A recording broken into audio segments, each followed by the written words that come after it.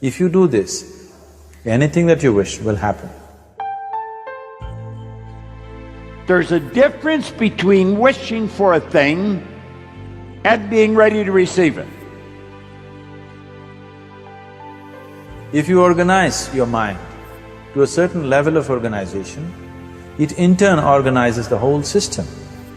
Your body, your emotion, your energies, everything gets organized in that direction.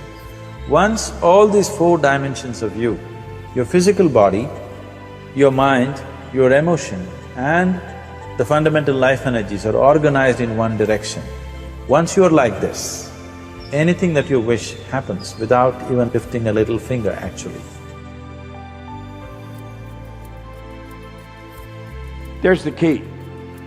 If you want to be ready for the success that you dream about, that Blaine had you playing with mentally, physically, if you're ready, then you believe, and if you don't believe, you're not ready. It's that simple.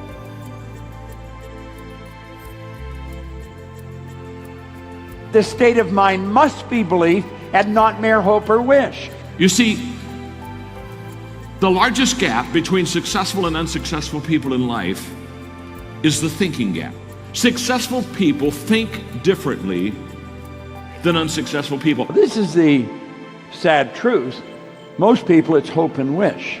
Gotta hope this thing happens. If I go there, I wonder if it'll happen. You gotta decide it's gonna happen. It's gotta be a decision you make. And it's gotta be an irrevocable decision. It's not conditional on anything. This is exactly the way it's gonna be done. You see, when you believe, everything else goes out the door. Now, how do you believe? Our belief system is based upon our evaluation of something. And frequently, if we reevaluate a situation, our belief about that situation will change. Even without doing any activity, you can still manifest what you want if you organize these four dimensions in one direction and keep it unwavering in that direction for a certain period of time. Right now, the problem with your mind is, every moment it is changing its direction. It is like you want to travel somewhere and every 2 steps if you keep changing your direction, the question of you reaching the destination is very remote unless it happens by chance. So, organizing our minds and in turn organizing the whole system and these 4 basic dimensions of who you are right now in one direction, if you do this, you are a kalpavruksha yourself. Anything that you wish will happen. But right now, if you look at your lives, everything that you have wished for till now, if it happens, you have finished. Everything and everybody that you have desired for, if all of that lands up in your house today, could you live with that? So if you want to become empowered, it is also important that you become responsible as to what you ask for and what you don't. So organizing our minds fundamentally means moving from a compulsive state of activity to a conscious state of activity. You might have heard of people for whom they asked for something and beyond all expectations it came true for them. Generally this happens to people who are in faith. Now, let's say you want to build a house. If you start thinking, oh, I want to build a house. To build a house I need 50 lakhs, but I have only 50 rupees in my pocket. Not possible, not possible, not possible. The moment you say not possible, you are also saying, I don't want it. So on one level, you're creating a desire that you want something, on another level, you're saying, I don't want it. So in this conflict, it may not happen if you want life to happen the way you want it. Because right now, the very crux of your happiness and your well-being is this. If at all if you're unhappy, the only and only reason why you're unhappy is life is not happening the way you think it should happen. That's all it is. So if life is not happening the way you think it should happen, you're unhappy. If life happens the way you think it should happen, you are happy. It's as simple as that.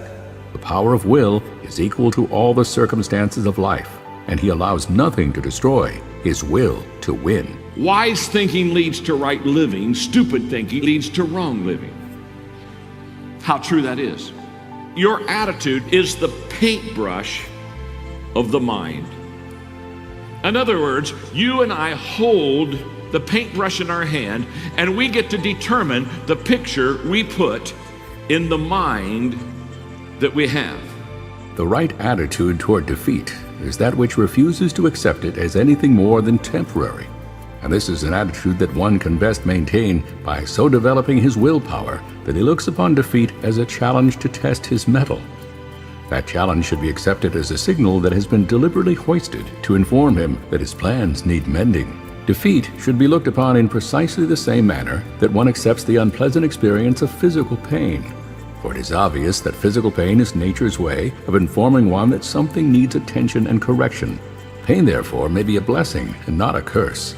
The same is true of the mental anguish one experiences when overtaken by defeat. While the feeling is unpleasant, it may be, nevertheless, beneficial, because it serves as a signal by which one may be stopped from going in the wrong direction.